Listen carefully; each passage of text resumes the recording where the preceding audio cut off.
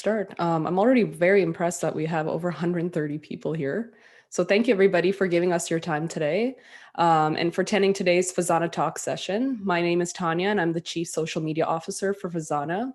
If you don't know, FEZANA represents over 27 Zoroastrian associations across Canada and the United States, which is roughly 25,000 Zoroastrians in total, which is incredible. FEZANA Talks is a new digital initiative that we launched this year to engage the Zoroastrian community worldwide, simply for us to discuss topics pertaining to our religion, our diverse culture, and our community. And I ask that if you want to stay up to date on future events, please follow us on Instagram, Facebook, and Twitter at the FEZANA, and I'll throw the links in our chat. So these talks that we facilitate are a platform for us to learn from each other, celebrate our community's accomplishments, and they're also a safe place for us all to have a dialogue. One thing I do want to mention is that FEZANA does not take a stance during these talks, and any stances taken during a session are one's own, not FEZANA's. But our mandate is to create an avenue to allow these important discussions, and that's what we're doing today. And FEZANA will always play a moderating and facilitating role. So today's session will cover some of the tragic stories that our fellow Iranian Zoroastrians have faced throughout history in Iran. The story of individual Zoroastrians at the receiving end of acts of persecution, coercion, and extermination is retold based on eyewitness reports and documented sources, and will be presented by today's speakers, Mehrborzin Soroushian, Shahin Bekhradnia, and Mehrbanou Goodarz. Today's session will run longer than usual, up to 2 hours, so I just ask that you get comfortable, yet at the same time be ready to get uncomfortable as we discuss difficult stories and topics today.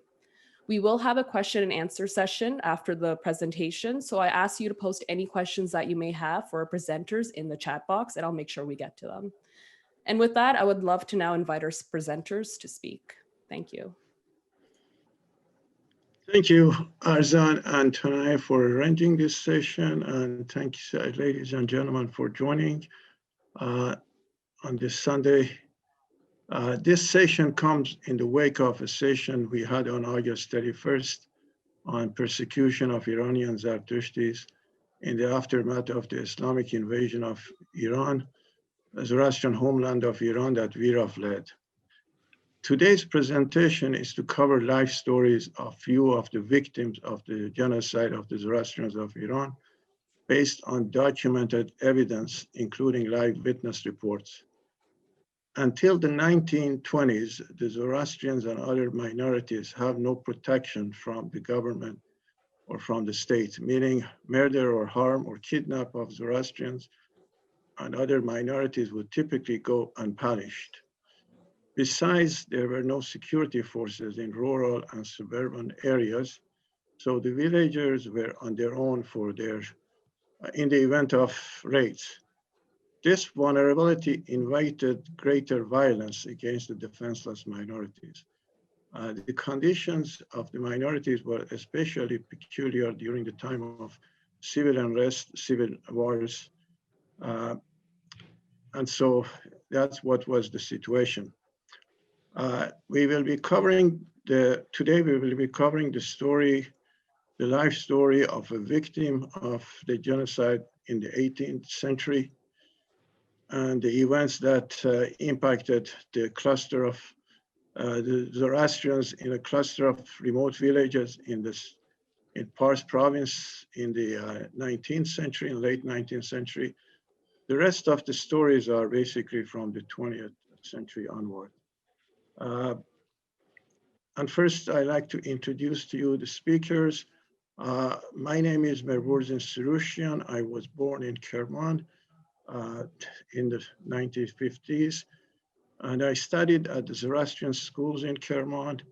And then that was the time where there was a lot of opportunity for Iranians to go and study for higher education overseas. So I went to England and then to the United States to do my graduate work at UCLA. By 1979, I had finished my PhD from UCLA when political upheavals happened in Iran, and that changed my plan. I got married to my wife, Mehrbanou Zartushtis, and we settled in the US. Some version of what happened to me happened to many other Zoroastrians and Iranians of my generation. since my father and 4 generations before him were involved in the affairs of the Anjuman, the Zoroastrian Association, I was pretty much exposed to a lot of the events that had shaped our community. And that's where my interest really arose from. The next speaker is Shahin Bekhradnia. Shahin was born in the United Kingdom and did her studies at Oxford University. She's very active in Zoroastrian community advocacy in Europe, as well as supporting philanthropical work in Yazd for the benefit of the older generation Zoroastrian. Shahin is the granddaughter of a prominent Zoroastrian priest from Yazd. Her father, the late Shahyar Bekhradnia, was a veteran of the War of Liberation of the northwestern provinces of Iran from the Red Army in the aftermath of the Second World War. During one of the battles, a grenade exploded and took out his eyesight. He was saved from the battle and later flown to England for treatment, and that's where he settled with his wife. Unfortunately, most of these stories do not have happy ending, but nonetheless, they need to be told. These are historical events that need to be acknowledged. It's not our purpose on this call to disparage any group for the atrocities of the past. However, shying away from uncomfortable historical facts for the sake of political correctness and pretending it didn't happen only invites more acts of violence. And as we saw recently, what happened to the Yazidi community. And with that, so we were going to have a third speaker. Unfortunately, she has technical difficulty, so I will cover for her. And with that said, I'm going to start the presentation of today's call.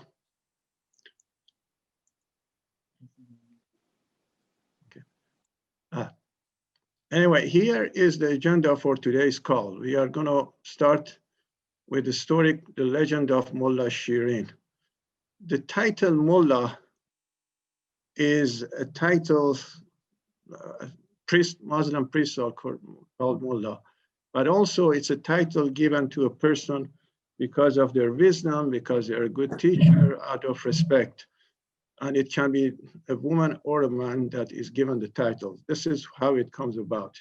She was, by the other villagers, they called her Shirin. Then we will discuss this event that happened in a village in the southern Pars province. That village was temporarily renamed as Slaughterhouse. Then we discuss the kidnapping of a young boy that happened in early 20th century. And this one actually had some closure for the family, and I'll go over that. Then we'll have some report on the seduction and kidnapping of teenage girls that happened in Yazd. And then we'll talk about the threat to a Russian army draftee and what happened there. And then there is discrimination in recent years.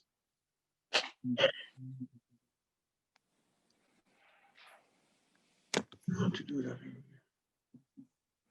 Okay, we'll start in a minute. I'm just getting some technical help here. Okay, well, let's start with our first story. The legend of Mullah Shirin. Doesn't go here.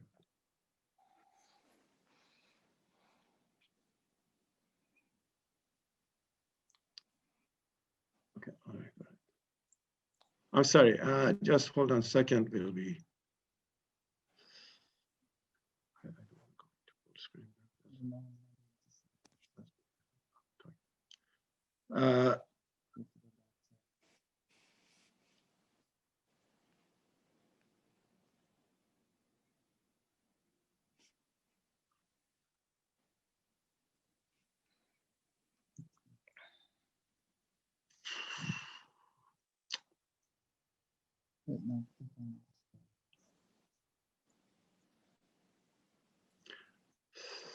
Sorry, we have a technical difficulty here. Hold on.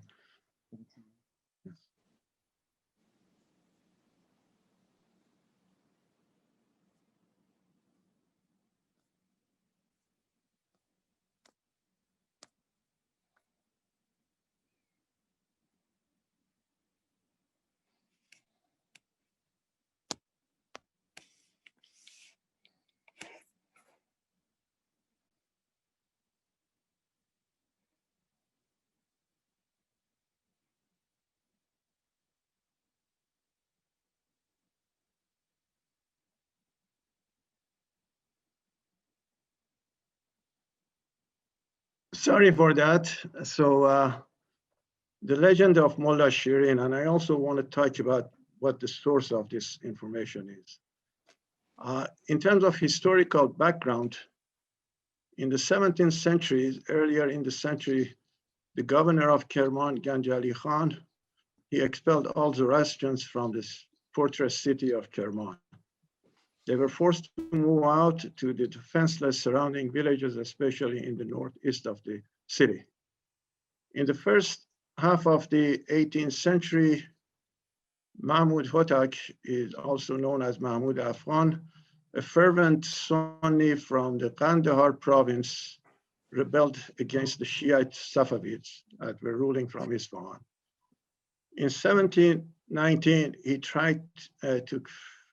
he raised an army to march in Isfahan, and en route he stopped in Kerman, tried to take the city of Kerman. He was not able.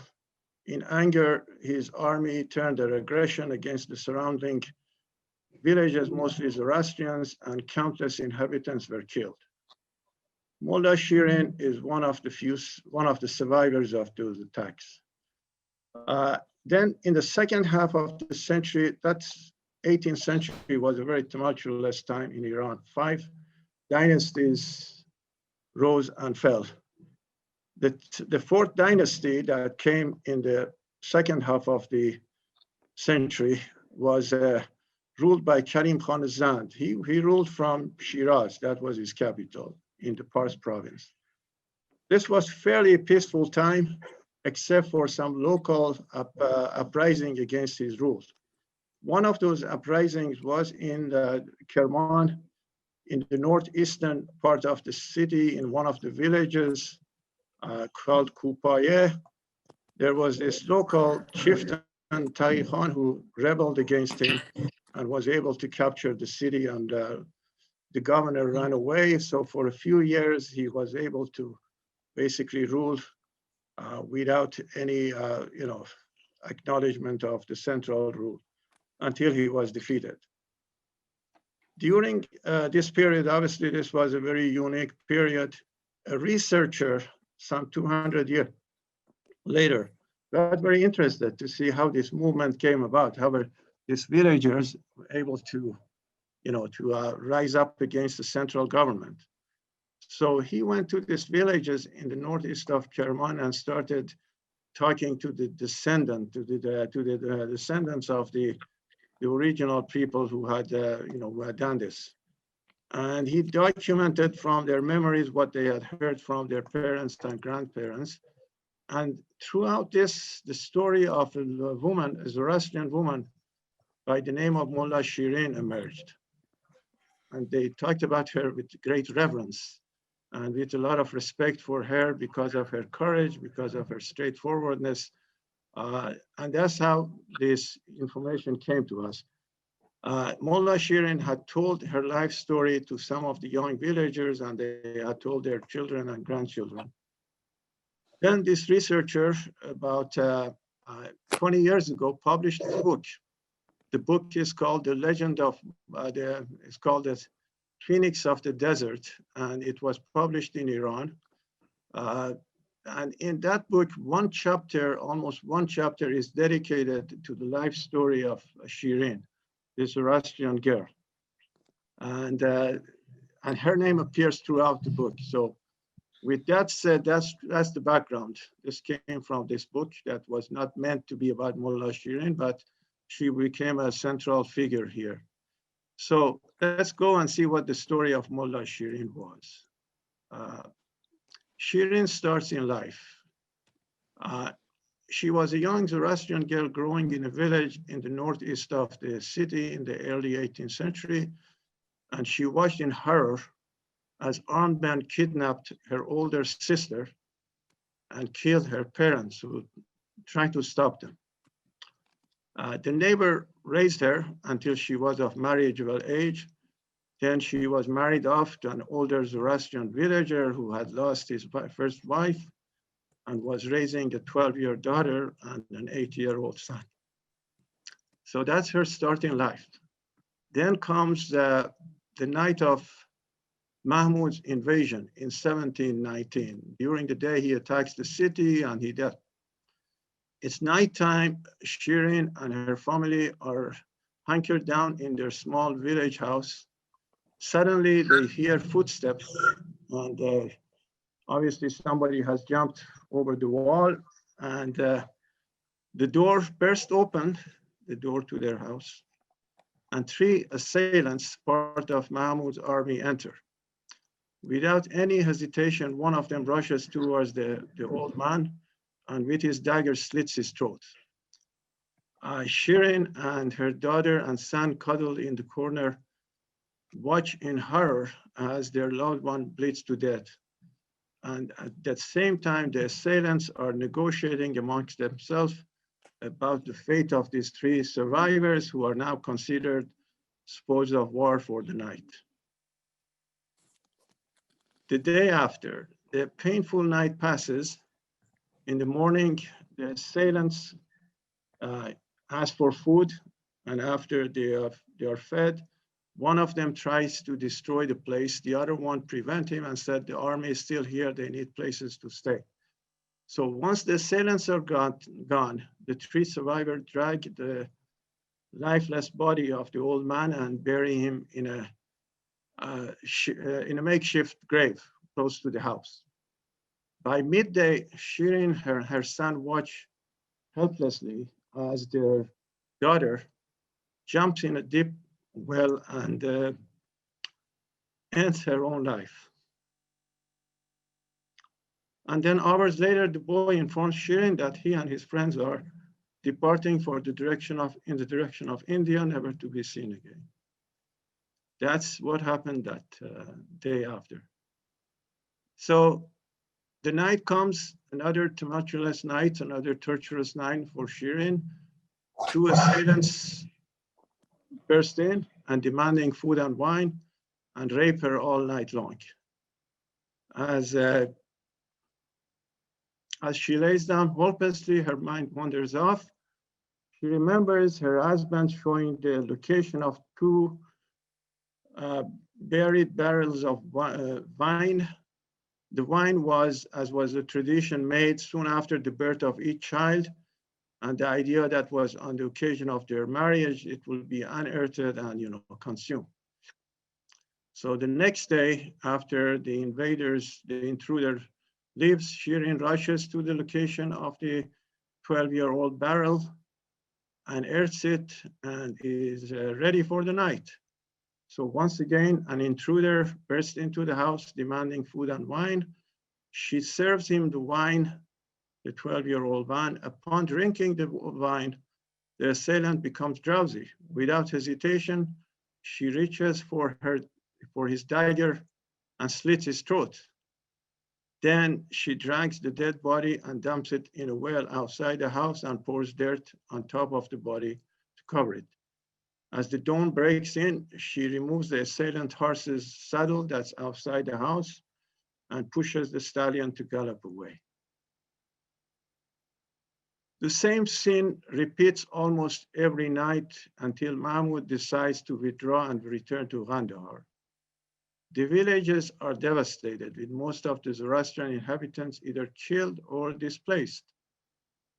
Shirin witnesses new villagers, some of them related to the invaders, move in and occupy the vacated houses. Later, some of the Zoroastrians who were able to escape and were given refuges inside the city send a search party and find Shirin. She insists that she is staying. She is staying in her husband's place and she was helping him cultivate the land. So she knows how to take care of herself and she is not leaving.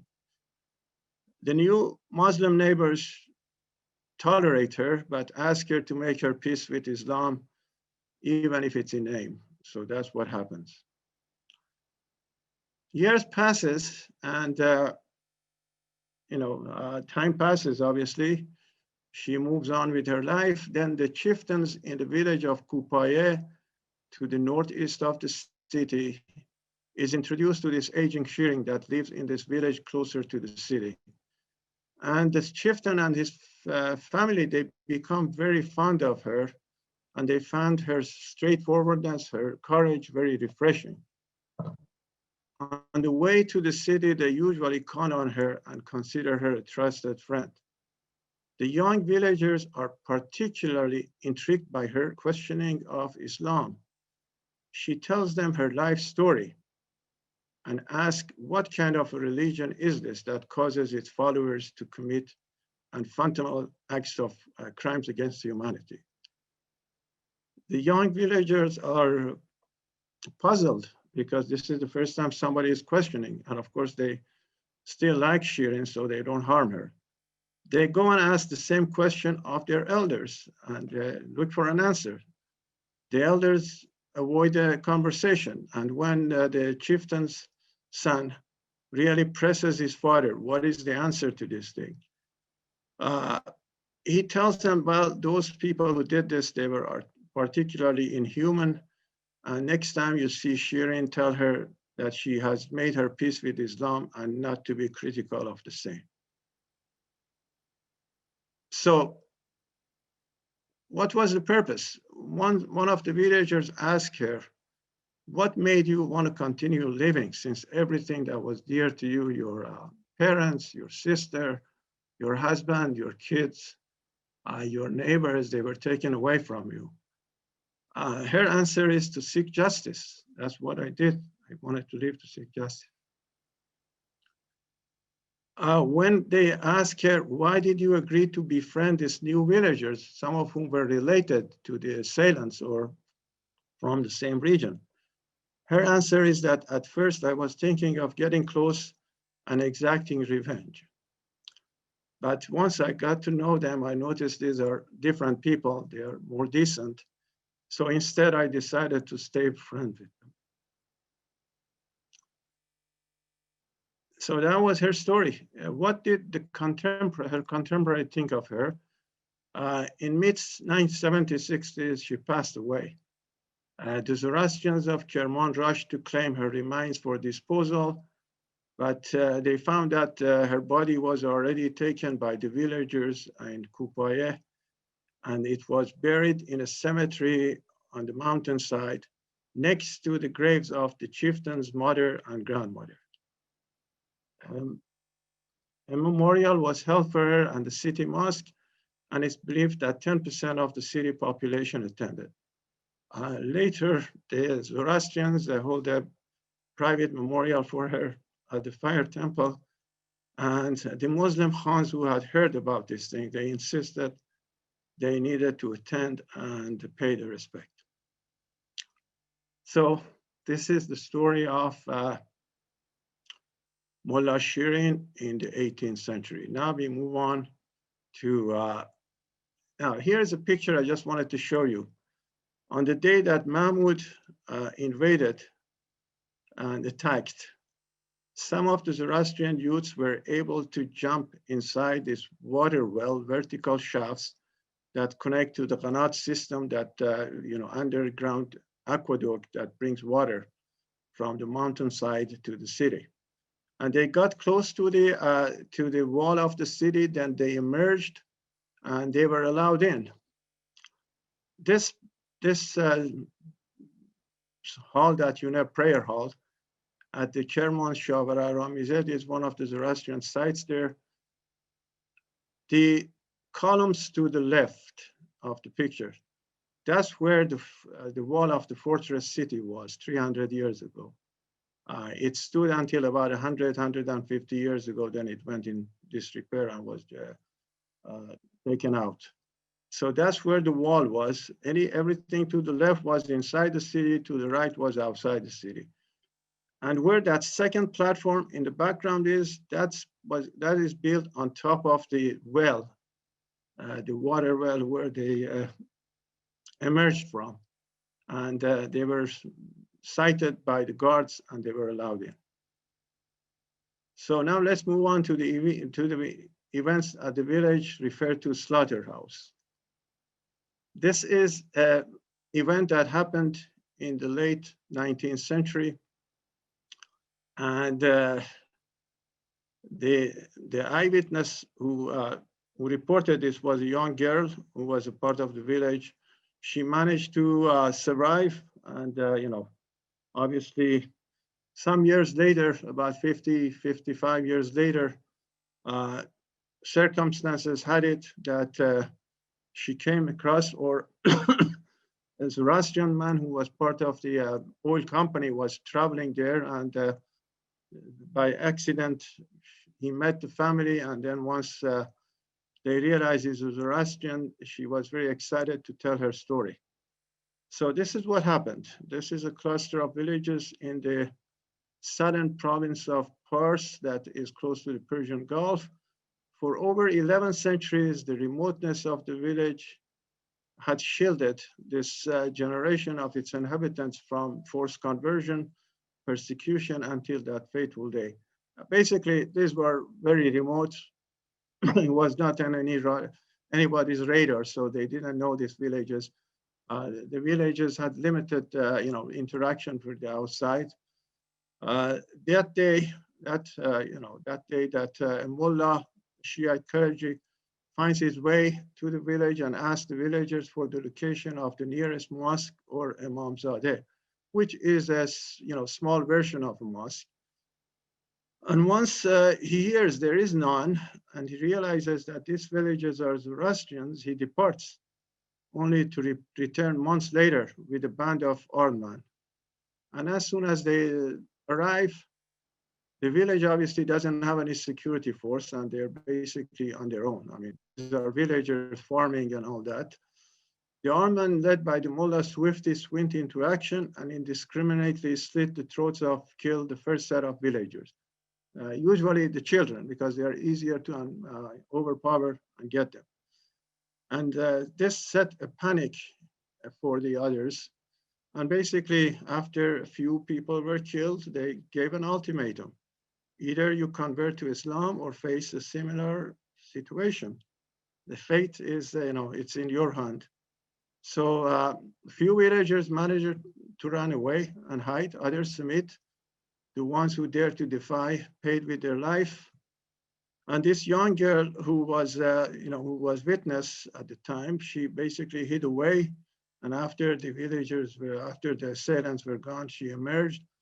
Later, she was married off to an older man. And at the time of reporting this, she obviously had children and grandchildren, but she was very proud to call her a Zoroastrian to that point. And she reported that the same thing happened to the other villages in the cluster that, close to hers. And here is the person who got that report, an official of the oil company. And in terms of the source of this report, it appeared in the book History of Zoroastrian that was published in Tehran in 1982. So these are all fairly recent publications. Now, the next story is of a kidnapped boy. This is, his name was Rustom, and he lived this period. He was the youngest son of Esfandiar and Sultan. There were 4 brothers and 2 sisters. They lived in Kerman. In 1911, he went missing. And then they thought the worst has happened to him. Either he was killed or kidnapped. They couldn't find him. So they moved on with their life, the rest of the family. By early 1920s, the political situation in Iran had started to change for the better. In 1923, Reza Khan Sapanj, who later named himself Reza Khan Pahlavi, Reza Shah Pahlavi, head of the military, moved to establish sovereignty of Iran over the oil-rich southwestern province of Khuzestan. There was an Arab ruler here. He declared independence. And these are where all the oil resources of the country are. And basically, he said, I want to be independent. Reza Khan moved decisively, crushed that rebellion, and Khuzestan, or as it was known, Arabistan by the inhabitants, because most of them were Arab, was incorporated back into Iran. And So this is the background for what happened. By 1930s, by late 1930s, the older brother had set up a shop in Tehran Bazaar and was engaged in merchandising Kermani carpets and exporting the same to the US. In Tehran Bazaar, he comes across another trader, another merchant who is from Khuzestan, from that province. And they become acquainted. And this Khuzestani tells him that I have run into this man in Ahvaz, in the Ahvaz market. He has a resemblance to you, and he goes by the name of Rustom. Apparently, he was a purchasing agent for the old company, so he frequented the bazaar frequently. So at this time, the brother is curious. I mean, his parents are gone. He's the older brother. And he takes a trip down to Khuzestan. And he meets this man. And, they start to get to know him. At the time that his brother was kidnapped, this older brother was probably 11, 12 years old. So I don't know how much he remembers his younger brother. But he realizes this is his brother who was kidnapped. So he brings him back and with him, and then the rest of the family get to know him. So this was one story where there was actually closure of the hundreds of thousands of kids who were kidnapped, boys and girls. Most of them, nobody knew what happened to them, the families. This was one of the few cases that there was some closure. And of course, it happened because of the changing political situation. So I just wanted to show you the heroes of this. First, this was Reza Shah, who basically incorporated Khuzestan back. And the significance of that is that Khuzestan was, there were a lot of Arabs there. So the slavery had come back, and kidnapped minority kids, especially boys, were taken to Khuzestan. They would sell for a lot of money. So there was a lot of incentive to do that. And basically, with him taking Khuzestan back, the practice of slavery came to an end. It's interesting, the first time slavery was outlawed in Iran was at the time of Cyrus the Great. Obviously, it came back after the Arabs came to Iran. And the Jewish community in Iran called Reza Shah the second coming of Cyrus. So the next person I want to show you, there's a picture. This is actually the kidnapped boy, obviously, once his brother had rescued the one standing up, Rustom. And the other one is his older brother who went and found him. I'm curious, are there any descendants of this older brother on this call? And if you are, please put, you can indicate so in the chat box. If there is an opportunity, we'll talk to you. It's up to you. If you want to, introduce yourself, do that. Okay, with that said, let's move on to the. Someone has written yes in the chat box. Roxanne, are you a direct descendant? Because then I can help unmute your mic. Okay. So, Mehrborzin, do you want to speak with Roxanne? I will unmute her right now. Yeah, if she wants to talk for a few minutes. Of course. And tell us how she's related to him. Okay. Well, her dad is the grandson of the older brother. They can hear you now. Mehran Seperi. They can hear you now, Baba. Oh, try to Mehran Seperi. Oh, So who is that? Is that Mehran? Okay, well, Mehran is his grandson. That's what he's saying. Yes, very good. Thank you, Mehran. All right, well, I guess we have at least one of the descendants on this call. Let's move on to the next story. Sorry.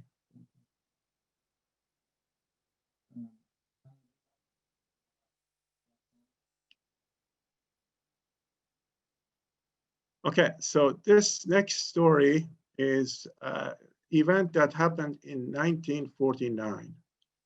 And this is regarding seduction and kidnapping of underage girls from villages in Yazd. This was very frequently happening that time. Basically, the act of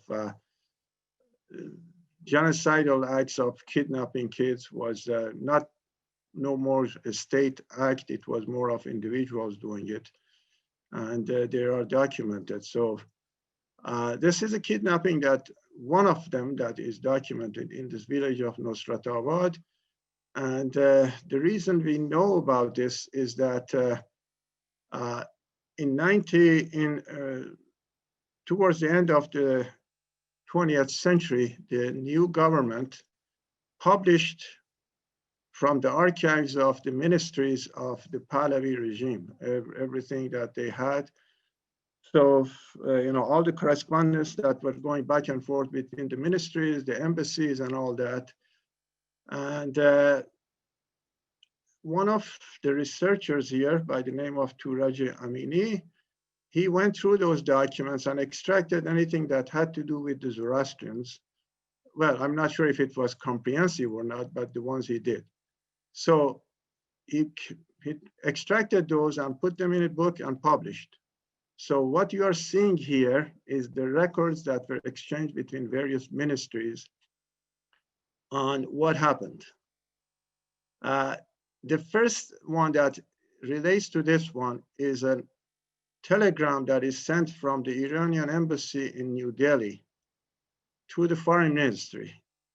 And the reason for that is that the Zoroastrians, expatriates who had established anjumans in Bombay, especially the new arrivals from Iran, villages of Yazd, they were very active in advocacy and, calling on behalf of their relatives still left in villages of Yazd. So they become aware that this has happened. So they write a letter, they contact the embassy in New Delhi. This is right after the Indian independence. And inform them that this kidnapping has happened. Seduction and kidnapping of a 9-year, 8-year girl has happened. And this is really something that needs to be investigated and stopped. So the ambassador, on the strength of that, writes a telegram to the Tehran Foreign Office.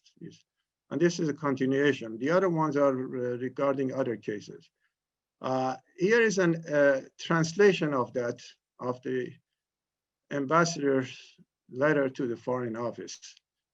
Basically, it says this embassy has received a report from the Zoroastrian Association in Bombay in the matter of seduction and kidnapping of underage Zoroastrian girl in the village of Nosratabad. She was subsequently taken to the residence of a mullah in Yazd, where she was tricked into Islam. The ambassador goes to say complaints about similar occurrences received by this embassy have been forwarded to you in the past. Such reports are negatively impacting the image of Iran internationally. And he goes on to say, he makes a case here that whereas Muslim Iranian girls are traded as sex slaves in the markets of Iraq and Balochistan, these macho Muslim men are instead busy tricking underage minority girls and converting them to Islam and marrying them off to older men.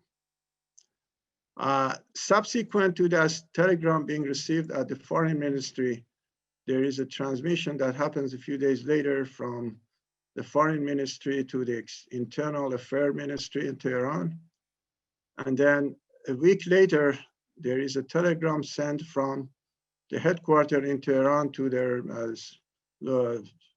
local office in Yazd, saying that we have received this report from the Foreign Office and from the embassy, please investigate and write back.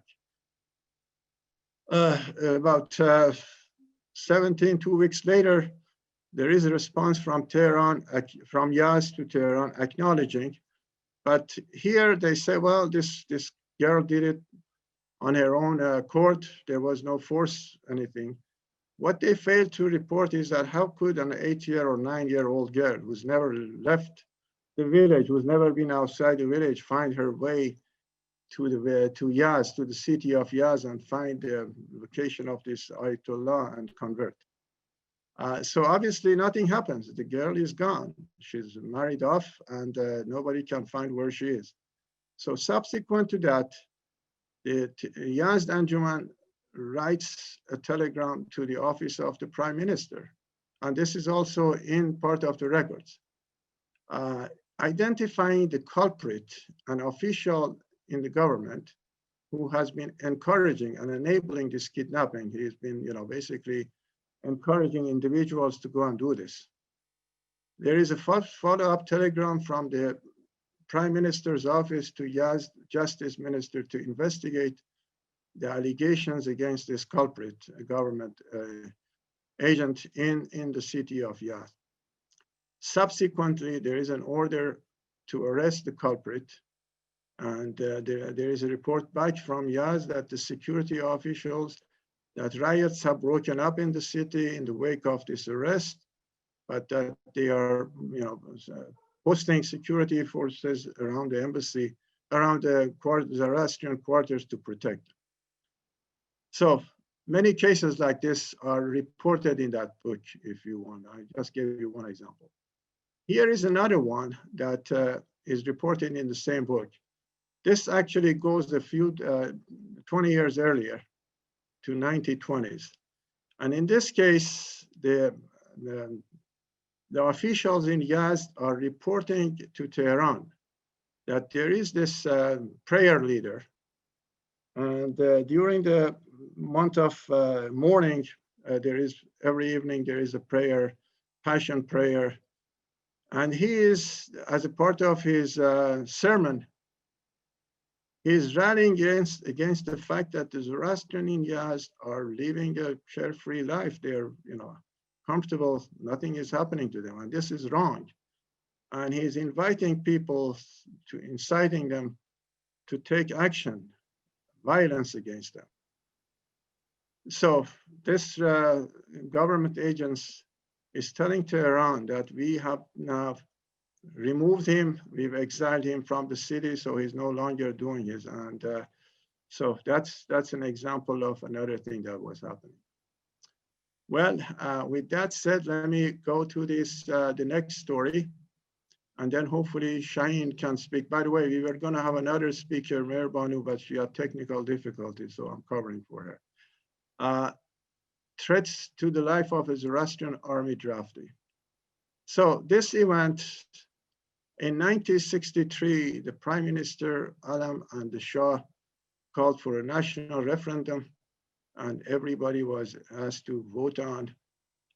There were 6 initiatives. This was put to the population for vote. Land reform was one, women's suffrage was one, and then there were some for establishment of a literacy corp, health corp, and development corp. Basically, every young Iranian, once they reach the age of 18, young men, and then later women, they had to go for a 2-year military service. So based on initiatives, they said for 6 months, you get basic military training. Then after that, you are dispatched to one of these remote villages, and you teach the villagers rather than, serve in the barracks. Or if you are part of the health corps, you go there and, obviously they would give them some training. So you go to this village and you do first aid and, help the villagers if they get sick before they reach a city. This referendum passed overwhelmingly, and the literacy course was launched shortly afterwards.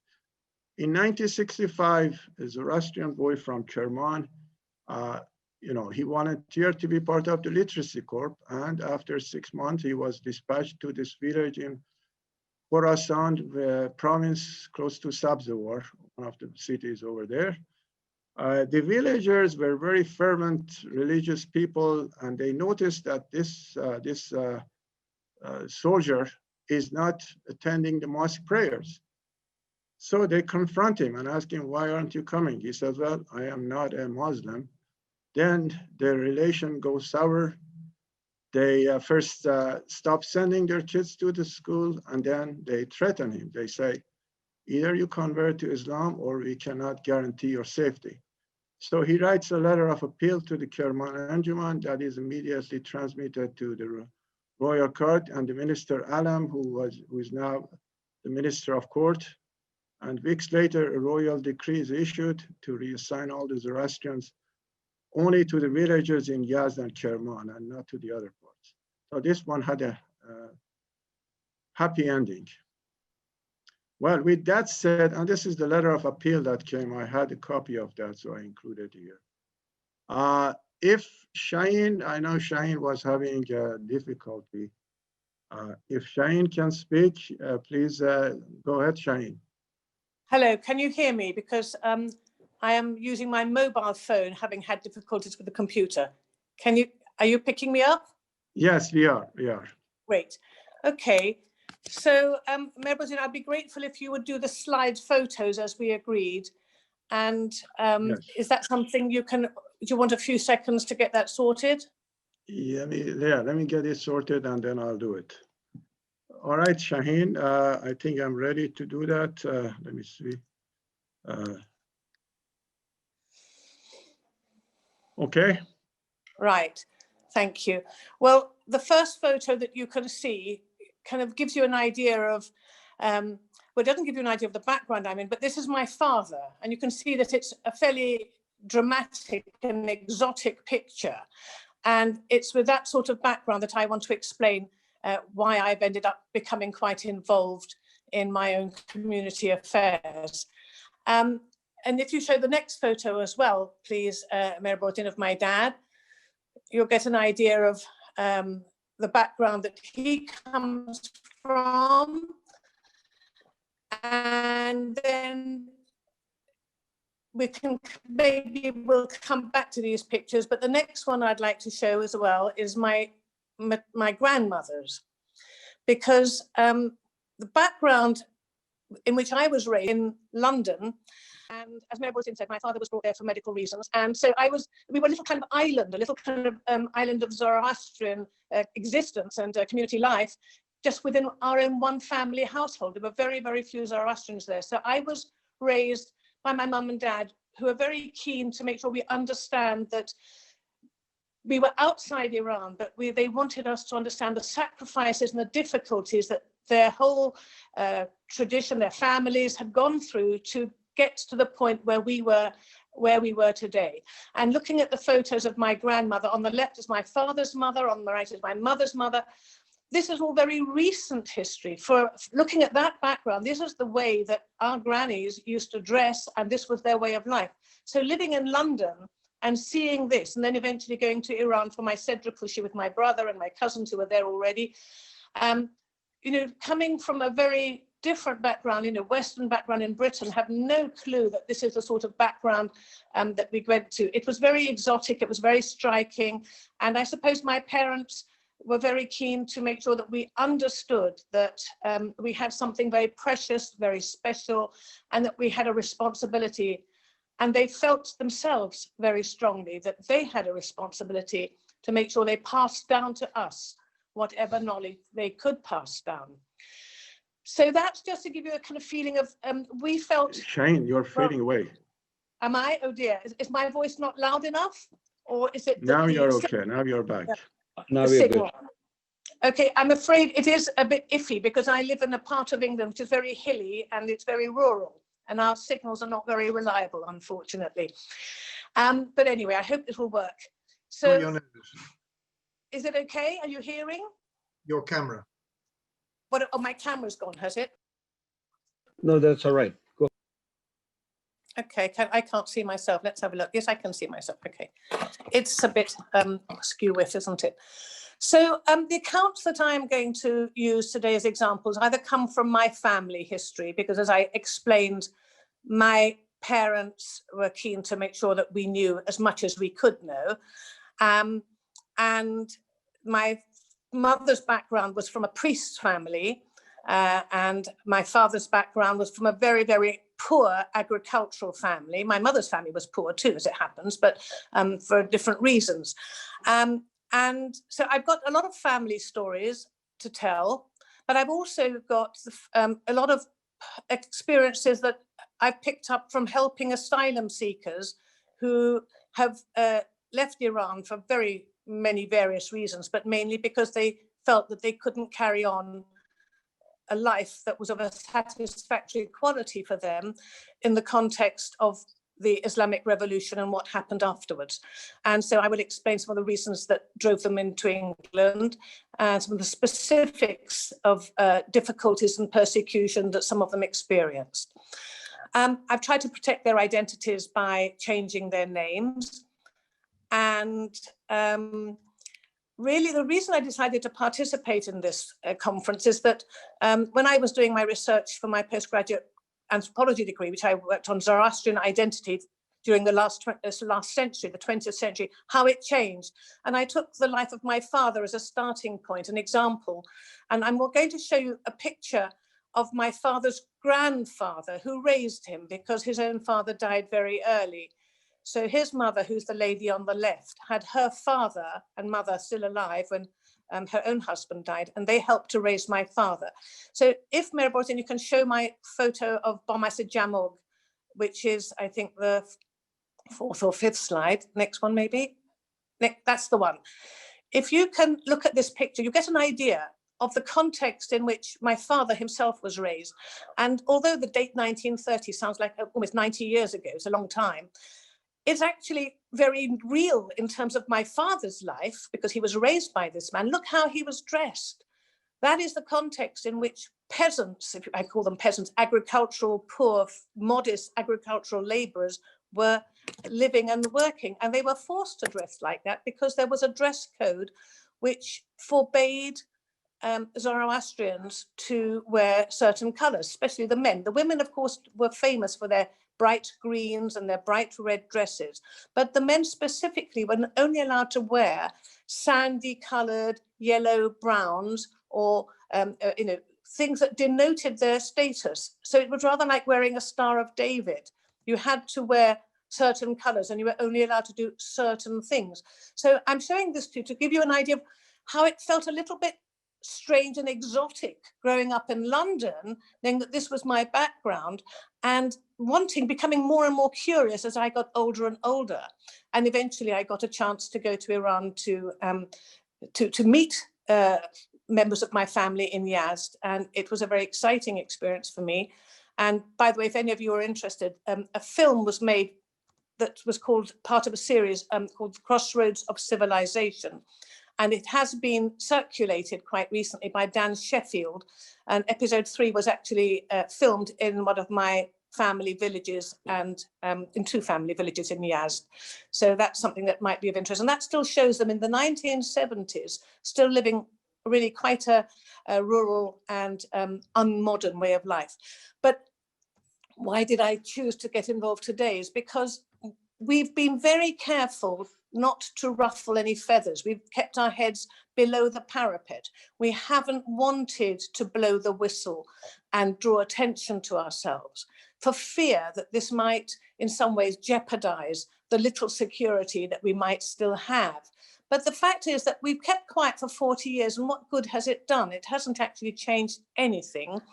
Things haven't got better, and more people have been leaving Iran. It's been like a drip feed since 1979. We're 40 years on almost, and things aren't that much better. And what I feel very strongly is, having kept quiet, and I've had many opportunities to speak at conferences, I've chosen not to speak at them about these matters. The only one I did speak at was one Amnesty conference about 5 years ago in London. The reason is now that I believe that somehow this social history has got to be recorded. If we don't speak out, who else is going to know about it? And so it is important that the records are kept and something is down for posterity. Otherwise, it may just be that the story is put out that we sailed through this period, no casualties, no problems, and everything was fine. And of course, that is not the situation. for many, many people. Otherwise, one has to ask, well, why did they leave? Everybody in Iran, I have to tell you that those who don't know this, and of course, many people do know this, that the Zoroastrians living in Iran up till 1979 had 50 years relatively 50 years of security and stability. As Mehrborzin suggested, Reza Shah started a complete reform of the constitution, and society changed dramatically. He was like an Ataturk for Iran, modernizing and removing the very stranglehold of the clerical strata of society, and minority religions were allowed to practice their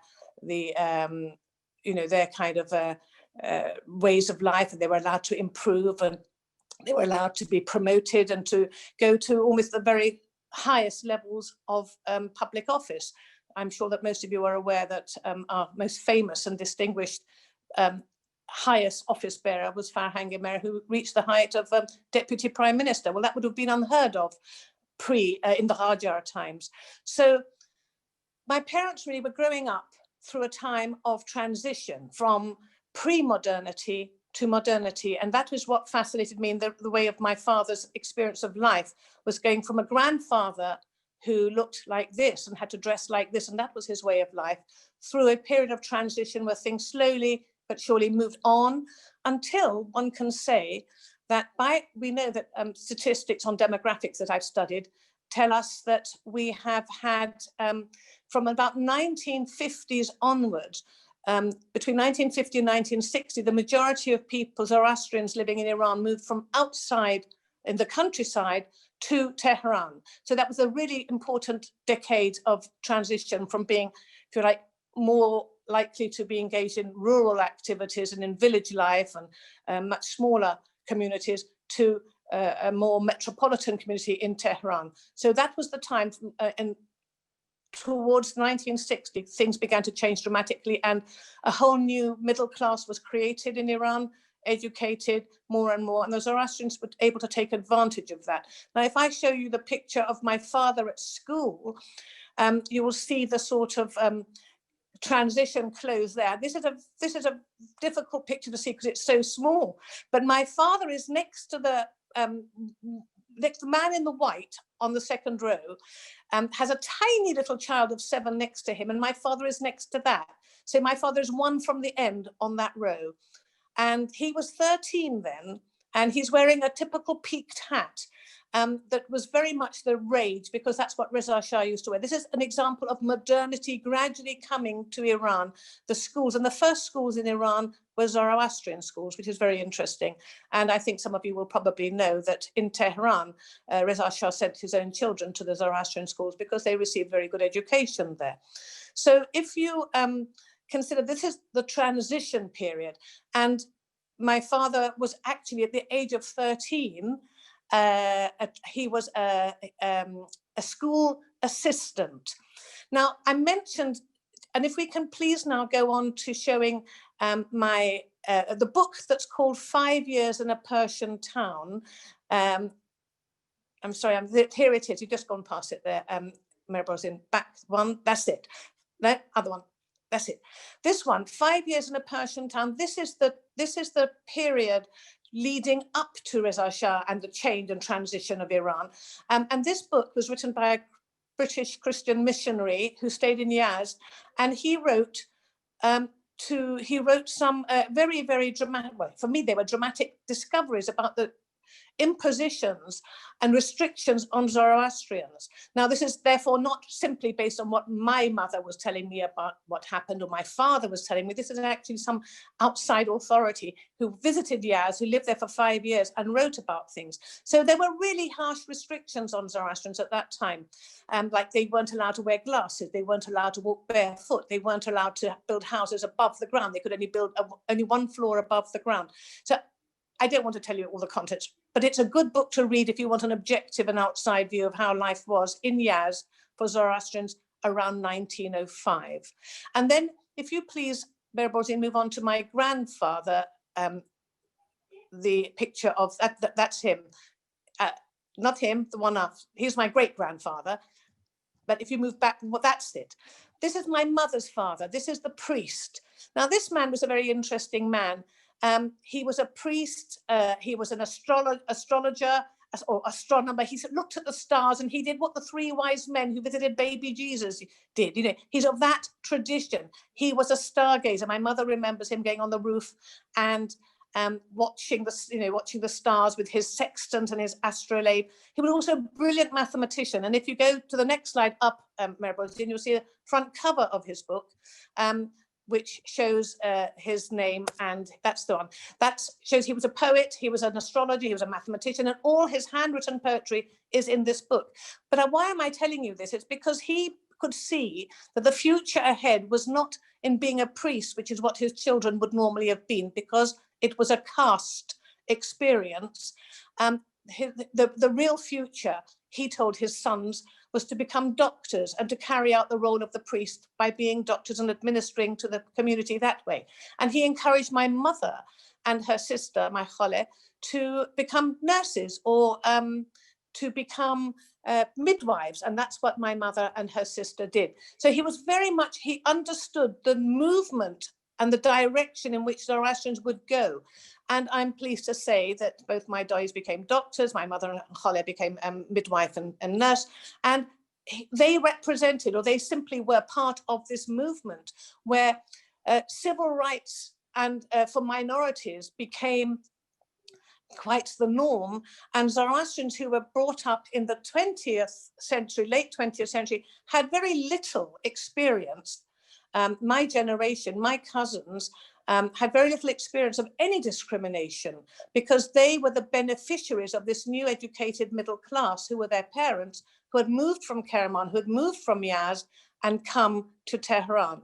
So that is a really interesting phenomenon, because for many people, when I was going to Iran, and I went to Iran because I was very fond of Yazd. I discovered Yazd and thought it was exotic and exciting. And I think that perception is because I came from England and had an anthropological interest as an outsider looking in, whereas my cousins couldn't really had no interest in Yazd and kept on wondering why I was so interested in going to a hot, dusty desert town and what the attraction was. But it was because I think I could see that this was something that was endangered. The lifestyle that I could find in Yazd still amongst my relatives was something I could see was going to change very fast, because modernity had arrived in Tehran, had arrived in Iran. It was going to wipe this way of life out soon.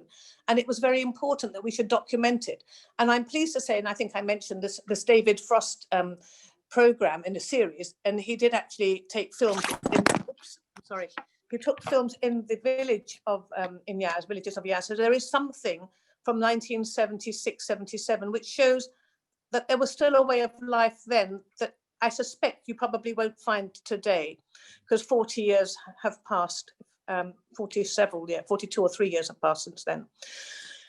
So I am now going to tell you a little bit about my mother's experience. Here is can you put my mum on, please, Mehrborzin?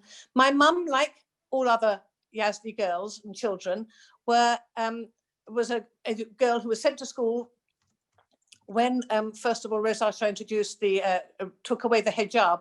For a few women, mothers, it was difficult to send their children to school without their Zoroastrian clothes.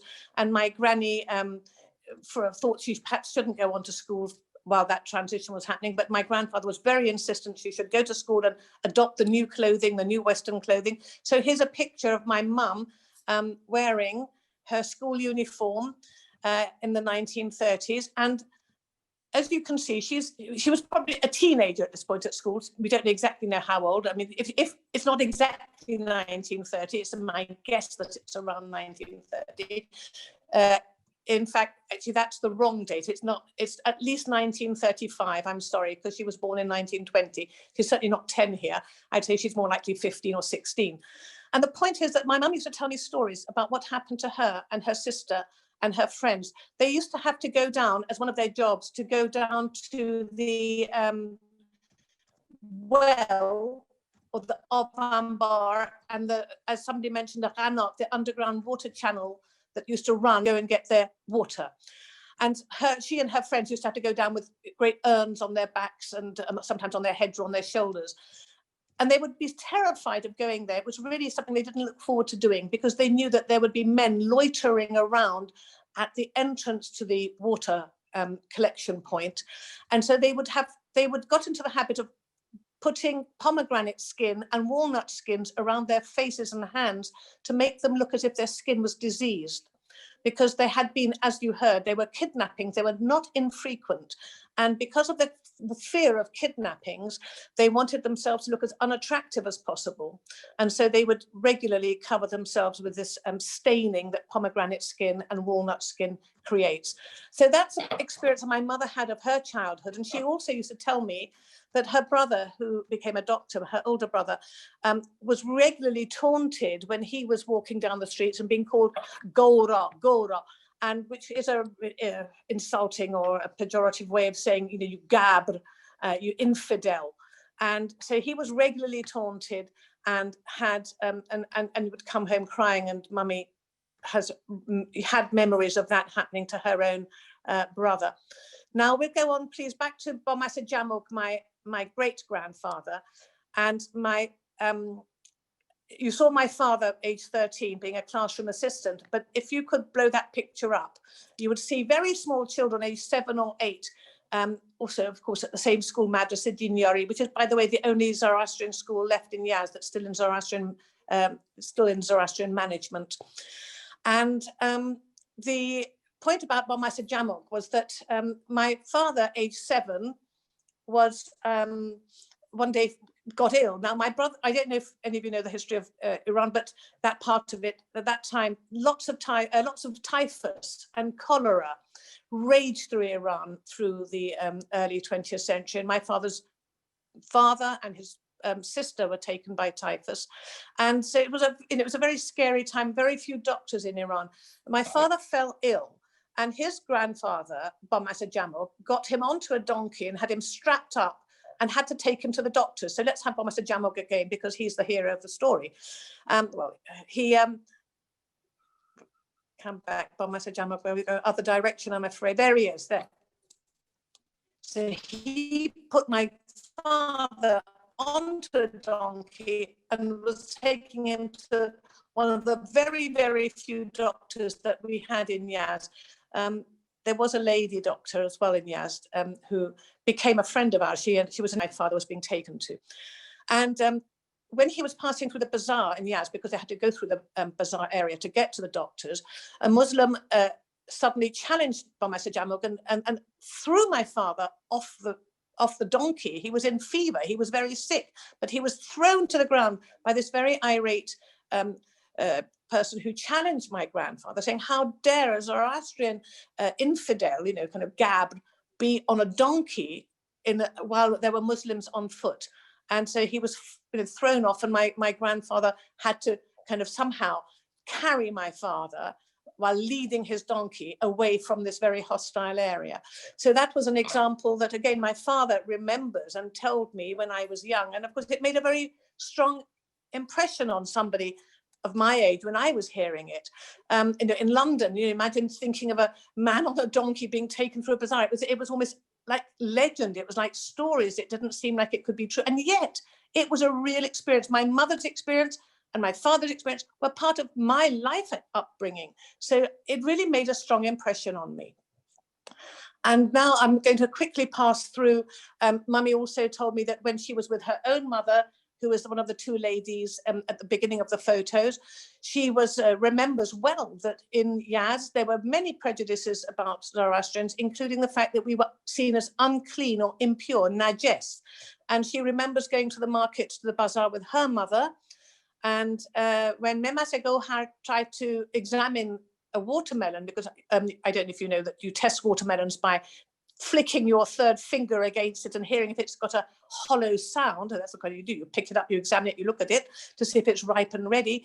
The stallholder got so angry with my mother for hooting by her touch the watermelon that he overturned the whole stall. He threw it out of her hands and overturned the whole stall in anger. So that was the sort of attitude. Now, I also experienced a little bit of this myself when I was traveling in Iran in the 1970s, although by now it was well out of order and against the law. And as Mehrborzin said, there were laws by this time under the Reza Shah, the Pahlavis, to protect Zoroastrians. This law of impure najes still did protect us, but people still practiced it. So, excuse me, there's a dog in the background. We had to, I was traveling in a bus.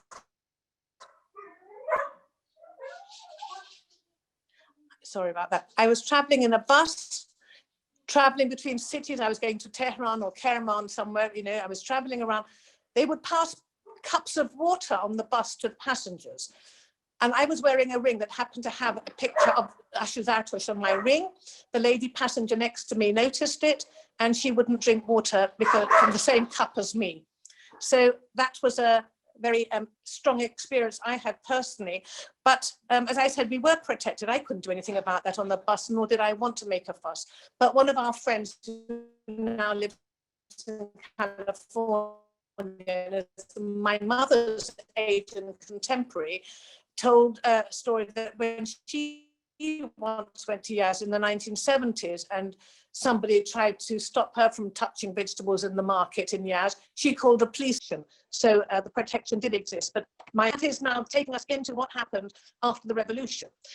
I have a friend in London now. She used to be an accountant. She was working in a company in Tehran before the revolution, and after the revolution just carried on, life was normal, until she noticed that when it was her turn to make the tea, because they did this in shifts, she noticed that the fellow workers that she was friends with would not drink tea that she had made on her day for making tea.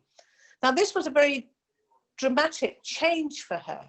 These were the same people who had been drinking tea with her right up until that time, and suddenly things changed. So this was a very, very deep-seated, if you like, prejudice about us being unclean, and it was allowed, it came back into, and it surfaced again once, if you like, the laws were relaxed to allow that sort of thing without any protection for the minorities.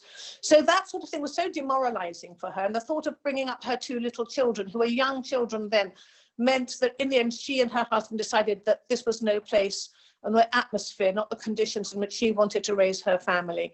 So there's that story. And then, of course, there was a whole lot of other things. Children had to attend thereafter Islamic classes. They had to, put on hijab in schools. All sorts of things suddenly changed once the new rules came in, the new regime came in. And people who were not used to that, who'd never faced any sort of real discrimination, suddenly Zoroastrians found this is a new way of life. And what their parents had told them, what my parents had told me, I'm sure was not exclusive to me. Mehrborzins had the story. Others have had the story.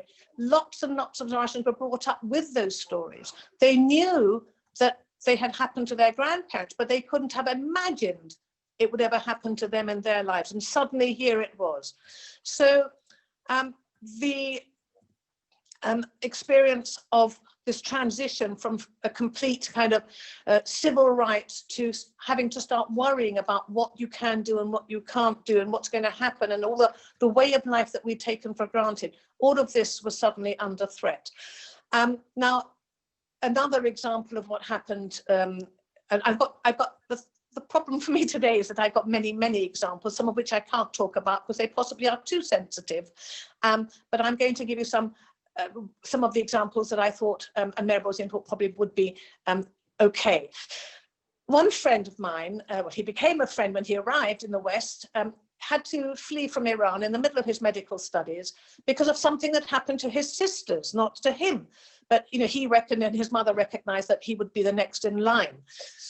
He came from a very clever family. He was a very clever guy. He was doing medical studies. His sisters were very clever. And one of them had got the highest mark in her graduation exams in her particular discipline. And there was a graduation ceremony, and she was invited to the podium to get the prize for the top graduate in her discipline. And the guy who was awarding it was a cleric. And he actually addressed the audience by saying that, you see, even this infidel fire-worshipping Gabr has seen how wise and right are the rules of Islam, because she got the highest mark in the Islamic guidance exam as well. And so quite clearly, she has seen and recognized the light. And she actually had the temerity to say, look, I may have worked very hard to pass my exam because I wanted to improve and progress and get on to the next stage. But this doesn't mean to say that I've accepted the teachings that I've had to learn about. I've just learned them to pass my exam. Please do not insult my religion, which I hold very dear and I respect. Please have the same respect for mine as I have for yours. And because she had the temerity to answer back, she was taken off, removed from the podium, and she ended up in prison. And I'm sure that we don't have to use too much imagination to think of what might have happened to her. And the thing is that her sister, who tried to find out what was going on, was also seized and taken to prison, which is why the brother ended up appearing in England. And I learned the story of what had happened to him from that. So it's a very, very upsetting story to think that although she was working so hard and she had been so respectful, it did not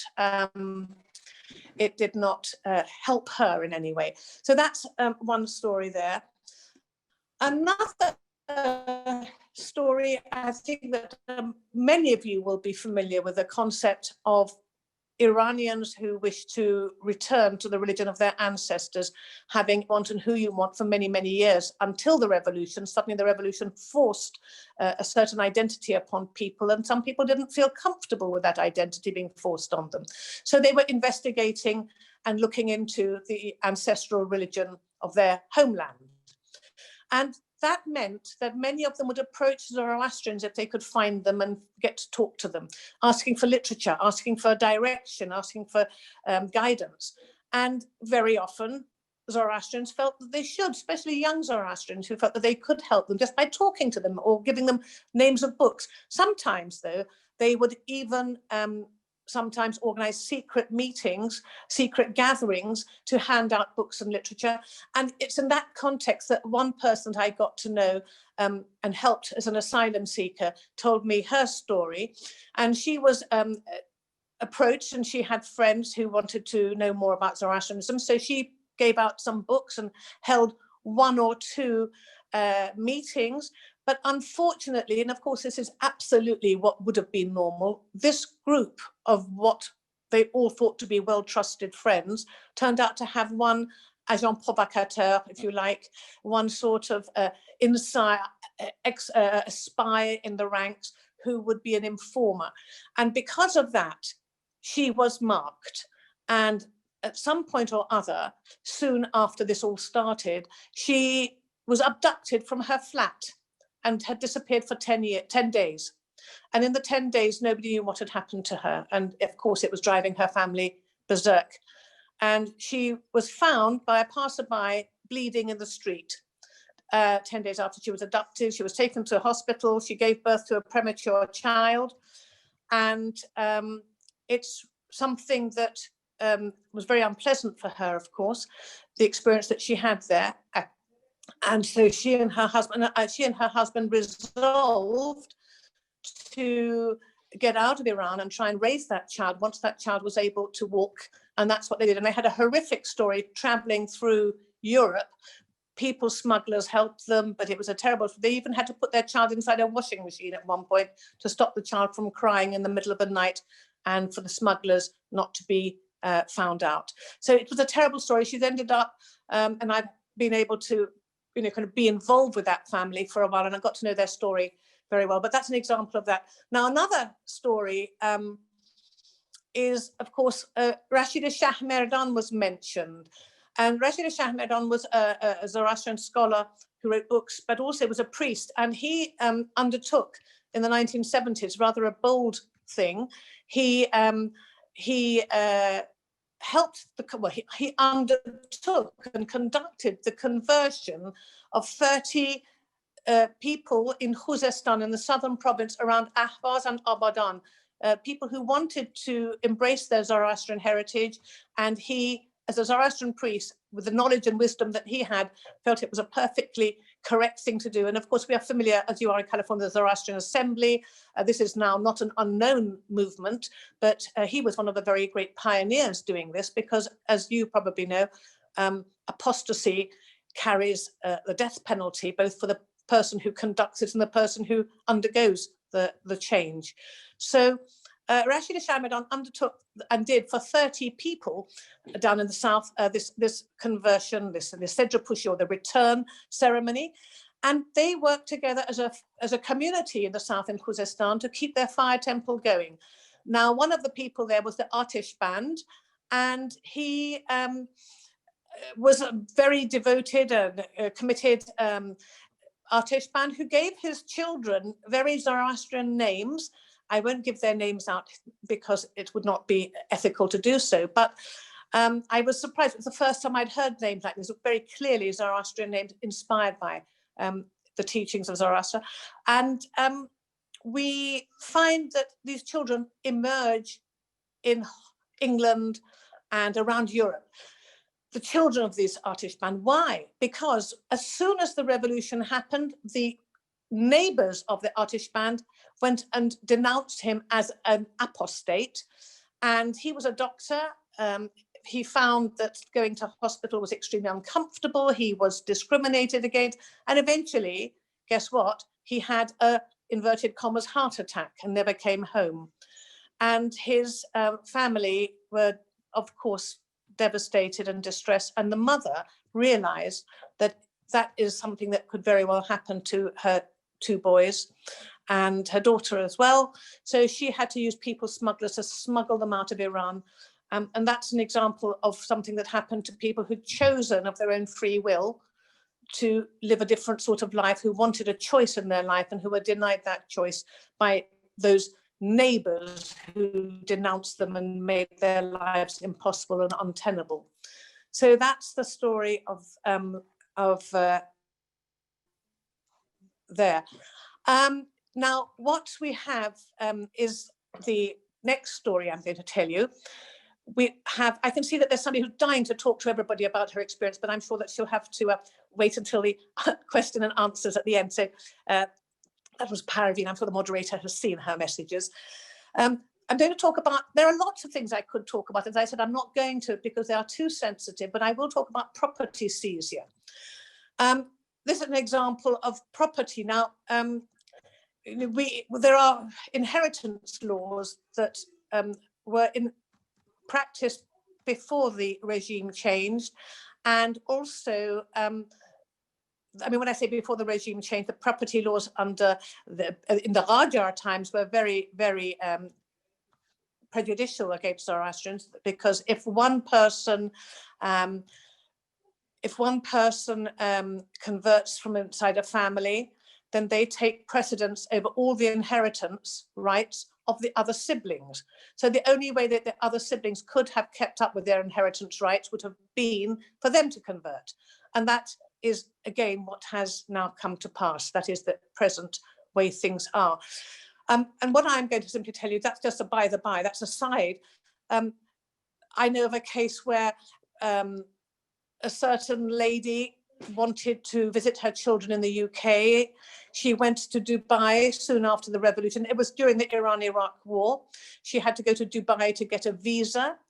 When she came back, she found that her house had guards outside it. It had been taken over by a high-ranking cleric. All her possessions inside, all her family albums and all her whatever else she had. She was a well-to-do lady. Everything was just squatted by this Islamic cleric, and she was so frightened. She didn't want to go up and then say, this is my house. She couldn't challenge them. What could she say? She was simply forced to accept what had happened and to abandon her property. And for all I know, that cleric or other clerics are still sitting enjoying the benefit of her lovely house. So she had to abandon that house and move on. And that was a terrible shock for her. There's no way that she could have gone to argue about that. At that time, it was a very sensitive thing. So she knew she couldn't win. And that is the problem in law. When you have a dispute, and the matter is being judged by cleric judges, I don't think there's too much difficulty in working out which way judgments might go. And a more recent case is something that's come to my attention only relatively recently.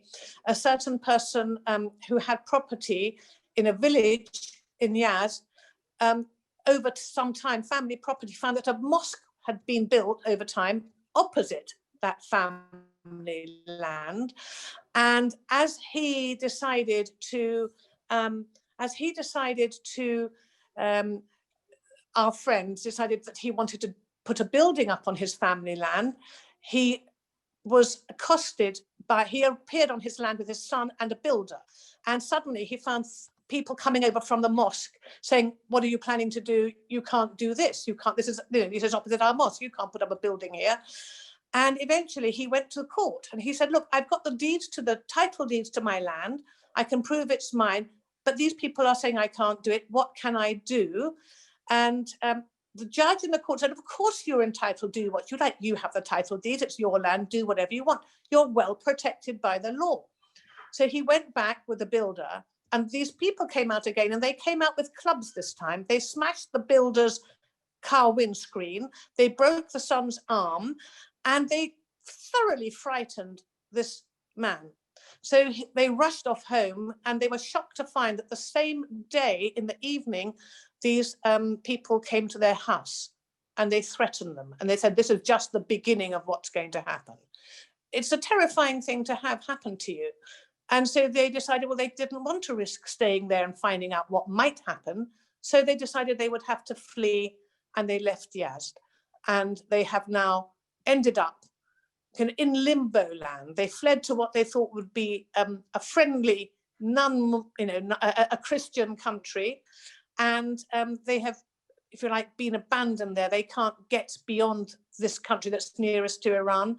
And from there, they are now waiting and hoping that one day somebody might let them come into a country where they can rebuild their lives again.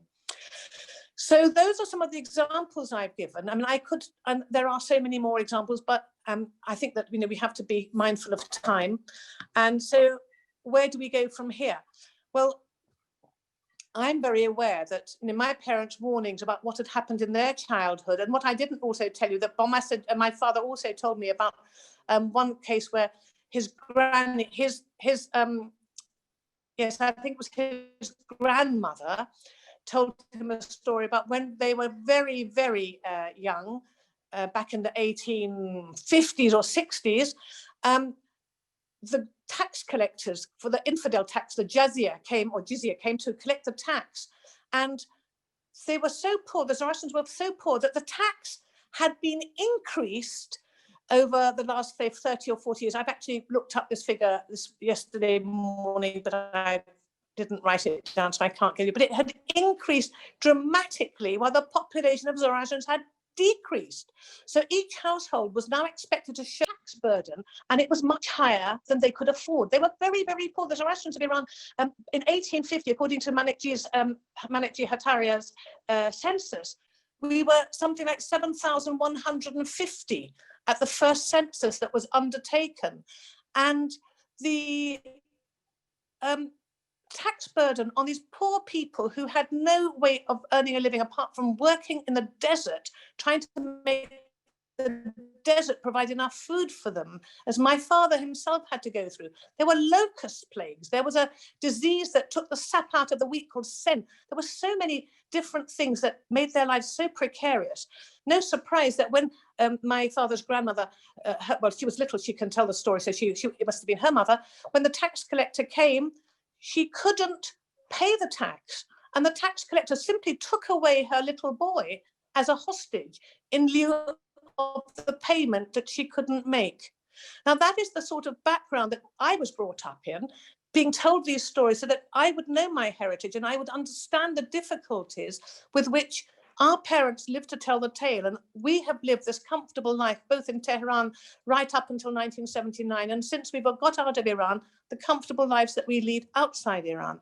And I feel that it's really important that we shouldn't let these stories go away. We should keep that memory, and we should make it our principal responsibility to at least try and continue the knowledge we have, the philosophy of our teachings that we find in the Garters, which shows logic and humanity.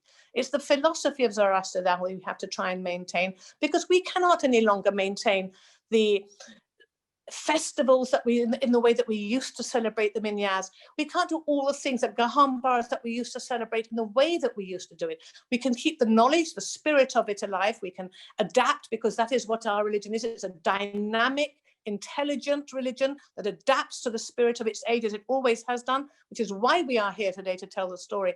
And we shouldn't get bogged down in small details of practice. We should look at the bigger picture and have the bigger spirit to maintain it. We are now dispersed across a very, very big diaspora in the world.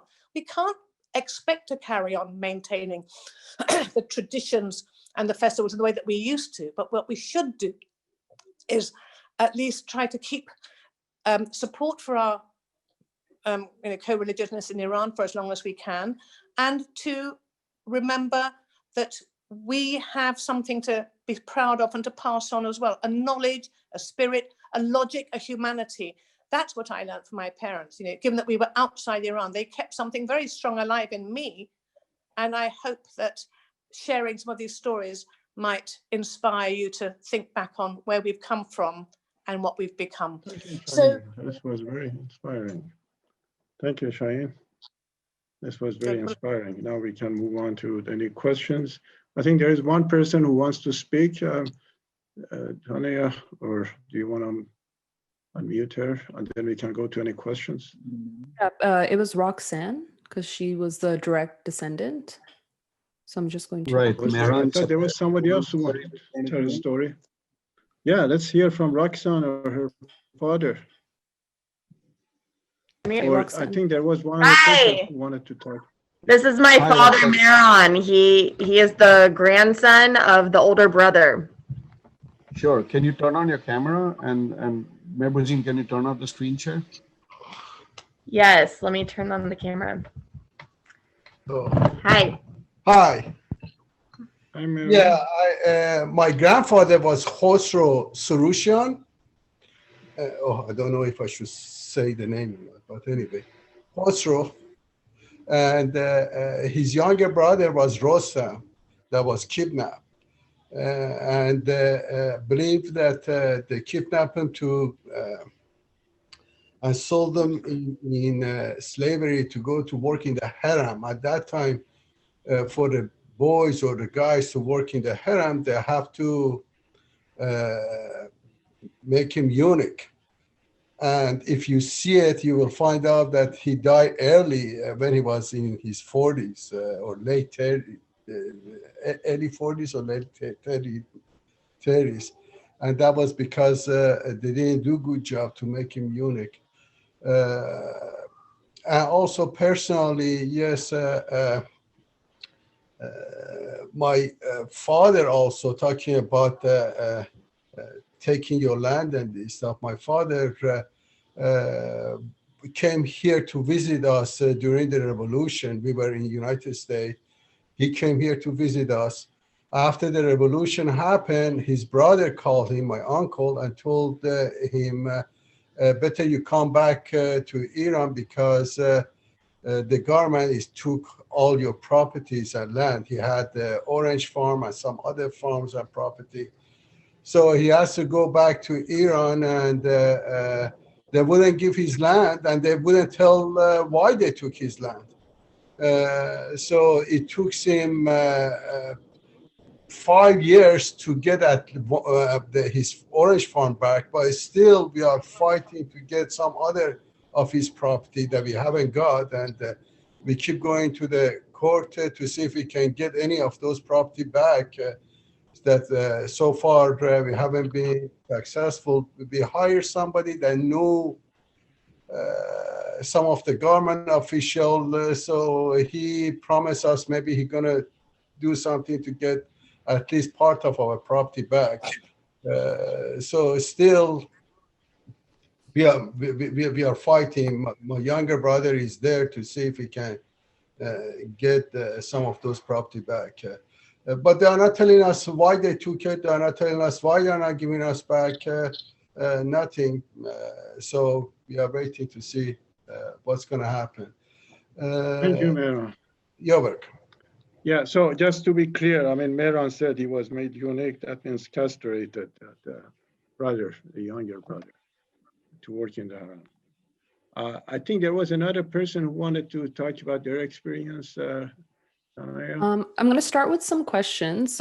First of all, thank you both for sharing these stories. Like personally, there's a lot of this I personally never knew. I can imagine a lot of young people in our community have no idea, and people of all ages. So I know I'm seeing a lot of comments in the chat box, and I totally agree that, we would want a call to action, but I don't want to put pressure on any one person to be, the change or create some sort of change. I just don't think that's fair. I think let's discuss these stories just like we've done today, make people aware, and then down the road, we can start creating some sort of positive change for our fellow Zoroastrians in Iran and so forth around the world.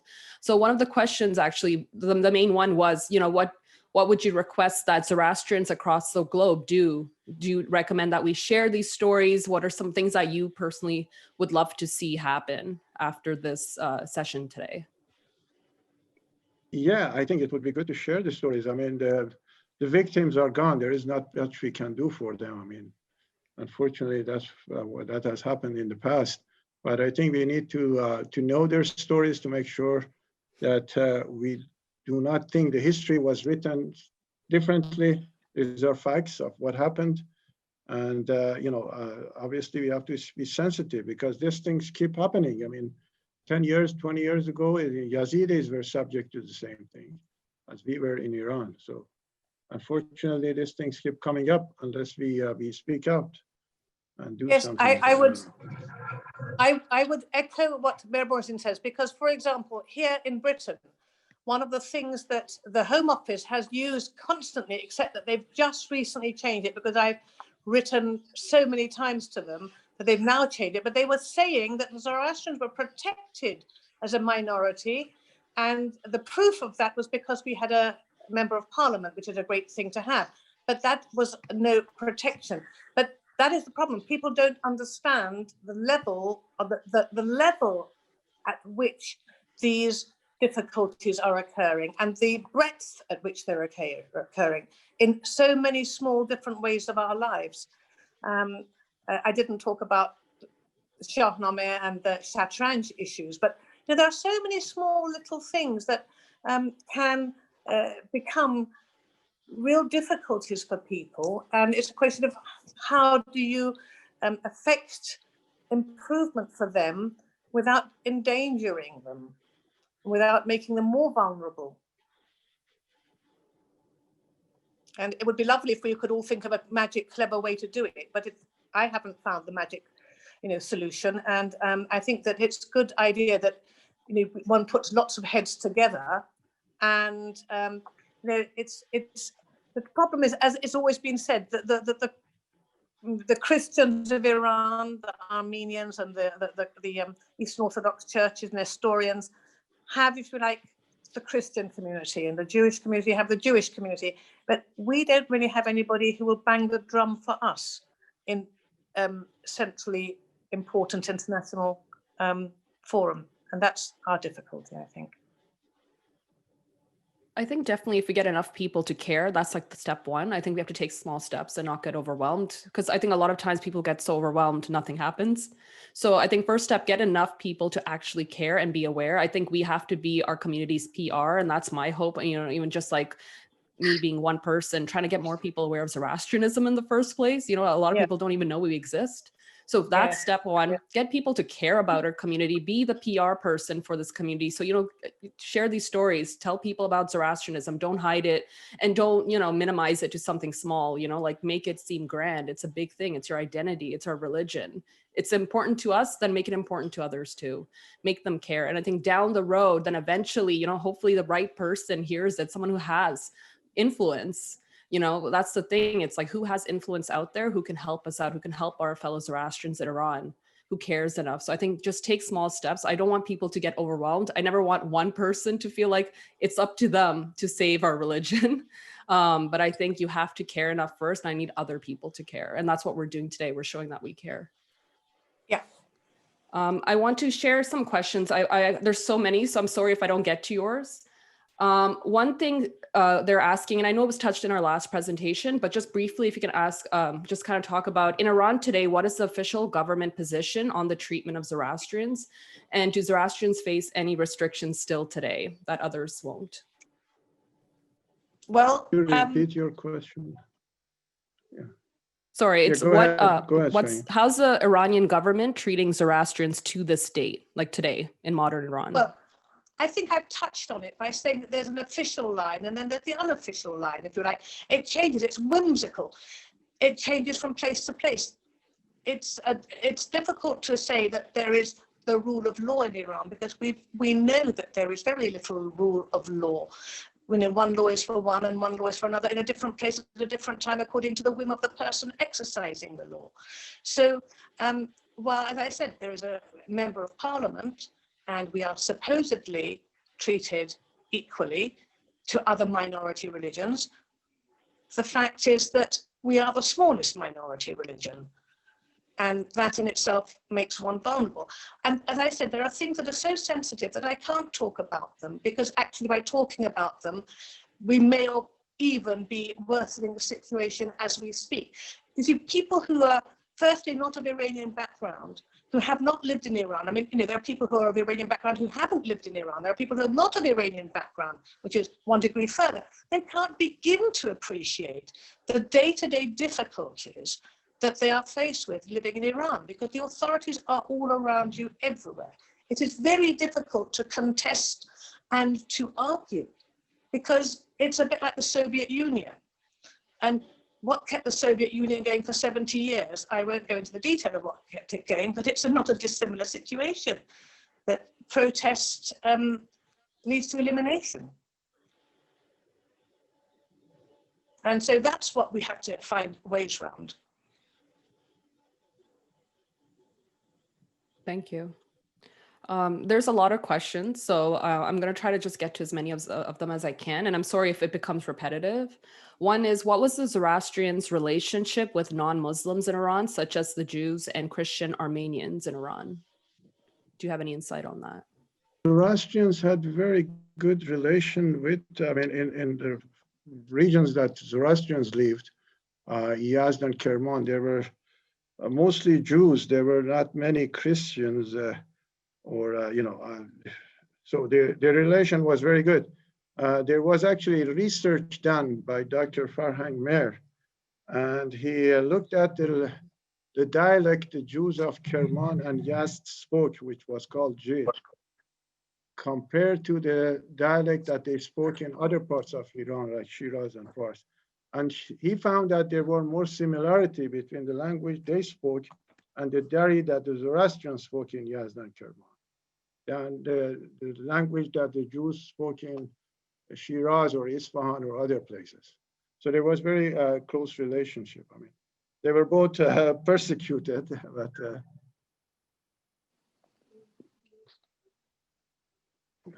I just wanted to add one more thing that for the previous question, in terms of what people are allowed and not allowed to do. I think I mentioned the fact that everybody had to take an Islamic guidance exam at university, and if you wanted to get a government job as a teacher or something in a bank clerk, you really had to pass that exam. So in a sense, there is already a selection process because people who are better versed with Islam are much more likely to do well in the exam and get the jobs. So there's an official, everybody is eligible, but the reality is that that is a requirement that debars quite a few people probably. Thank you for sharing. I think this is honestly a really great discussion. A few comments that I'm seeing are people mentioning that we should get involved in interfaith organizations. I know that our own FEZANA's own Dali Dastur, for example, is on the board of the Parliament of World Religions. So, you're present, our religion is present amongst others who are key figures in other religions. So probably that's another great step, is just to kind of get more involved and actually, be in discussion with religious leaders for other religions. That also helps so that we can make ourselves, prominent and relevant and not being indifferent to this whole topic. So it's a good suggestion. Another question is if you are able to comment on the Zoroastrians who hid in caves to protect the holy books from persecution in Iran. Do you have any sort of insight on that? No, unfortunately, I don't have much insight on that. I know that from time to time we do, I mean, until recently, we did come across Zoroastrians that were in very, remote areas that had not been touched, and they were discovered because roads were constructed or whatever. This was still happening into the middle of the 20th century. Okay. Yeah, my background, priest family, it was traditional that priests should have manuscripts and things. My grandfather apparently had a lot of manuscripts. And one of my cousins, when I was in Iran in the 70s, my cousin, who was a practicing priest, showed me a trunk full of old manuscripts. A lot of them were worm-eaten, and they were, powdery. They were being, they were in the process of disintegrating. But there was a residue of manuscripts, and I know that there's a lady now who's been buying she's in Germany. She's a Orientalist in Germany, an Iranian, and she has been trying to rescue some of the Zoroastrian manuscripts from exactly this sort of place, where they're kept in people's private houses and they've been disintegrating. But the caves that I think your questioner might have been referring to is perhaps these underground cities that have recently been shown on YouTube quite a lot, found mainly in Turkey, I think. Of course, we have troglodytes, as we know, we call cave dwellers troglodytes. And Afghanistan had troglodytes around Bamiyan, and I'm sure Iran has villages where there are people who lived in caves, but I don't know of any living tradition of Zoroastrians living in caves. But I know that I think there's a place called, I think someone's come up with Mehrborzin, and I've seen a picture of that very recently, but I'm not sure that they are necessarily Zoroastrian kind of places where relics or residual Zoroastrian books have been left. I don't know. Okay, that's a fair point. Thank you. A lot of the comments are kind of talking about the need for a museum. They're mentioning a lot of other communities who have faced persecution have museums. For example, like how Judaism, like for Jews, they have Holocaust centers and museums. So they're wondering, is there something in plan currently, or have there been talks about creating something similar for Zoroastrian history and like to kind of collect all our stories so they're available easily? Well, I think that's a very good idea. However, I'm not sure how practical it is given our size and scope. But we could have something virtual on the internet that everybody could access. And hopefully some technical folks can come up with ideas. We all have documents, we have all artifacts that we could, at least put on the line for others to use and access. Yeah, I would simply say that it's true that Armenians and Jews and a lot of other minorities, but we really, really are small. It would be great if a great philanthropist Zoroastrian said, yes, let's do it. And we got it together. But I think that we are so much smaller than all of those communities that we need a collective will, a collective fund, collective, desire, intellectual, technical, all those things. But I do think Mehrborzin is right. Now we live in the technical age of this technology. I think this is something we could do as a virtual museum, maybe. Yeah, one idea, since the question was raised, is would it be possible for maybe, I don't know, FEZANA to contact the Museum of Tolerance to see if they could allocate a section for the Zoroastrian? I think there is one in New York or Washington and one in LA. I mean, it would be good if we could contact them and see if they would be willing to dedicate some space for us. I mean, that's a thought to be followed up on.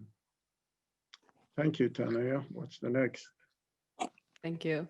Another question was if there's a way, I think they're just kind of opening this question open right in general, is there a way to formalize and organize a movement to get as many Zoroastrians from Iran to US, Canada, Australia, New Zealand, for example, under rules and guidelines of international protocols of asylum from persecution? So something like the Jewish people have done.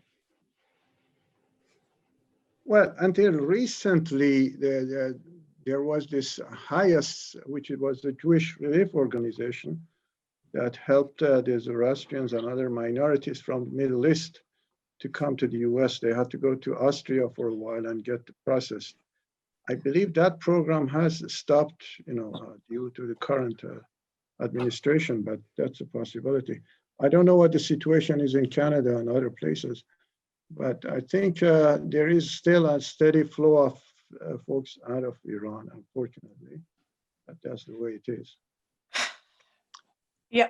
Well, my experience of trying to help the person who's stuck in this kind of third world Christian country, trying to get out of Iran, is that we haven't had any joy or success getting this person and the family to any of the first world countries. But that's because I don't have good connections, and it needs people who are really quite well connected, who know the system, and I don't have that. And as you say, we need some sort of organization that can help us move these situations forward, and maybe there are some others who can help us. All right. So is there any kind of final comments that you'd want to make? I think we'll just wrap it up there because we're approaching 3 Yes, no, o'clock. thank you. Thanks everybody for joining. We enjoyed all the questions. And if there is any way, Tanaya, we could have copies of all the comments in the chat, that would be great. I don't know whether you or Arzan can do that. Sure. So I think we should be able to do that. I'll forward you the chat history, and I think there were a lot of interesting links that people had put up in the chat, and we will include that when we put the YouTube link out there. So, they will be underneath that. I think there were a lot of interesting, data resource that is available. Great. Well, thank you. Thank you, Arzan. Thank you, Tanaya, for arranging this, Shahin for participating, and to all the participants who joined on this Sunday. It was very good to have all of you with us, and we wish you all well. Enjoy the rest of the day. Thank you. Thank you very much. Thank you, everybody. Thank you, Thank you for Shahin. facilitating it, and nice to meet you all. Bye-bye. Thank you both. Thank you, everybody. Thank you Thank you, so much. everybody, and wish you all a happy holidays. 2020 was a year that none of us will ever forget, but we look forward to our new 2021. And so, stay safe, stay healthy, and thank you for joining on these FEZANA Talks. I mean, they have been great success, and I think today's was one of the largest ones. We had nearly 235 people. So I think we're on to something interesting, and we hope to continue more of these in the future. And if you have an idea for a future talk, just reach out to Tanya at fezana.org, and she'll, get it in the pipeline. So with that, thank you, everybody. Merry Christmas, Happy Yalda, and see you all in 2021 for our next series of talks. Thank you, Arzan and Tanya. Bye.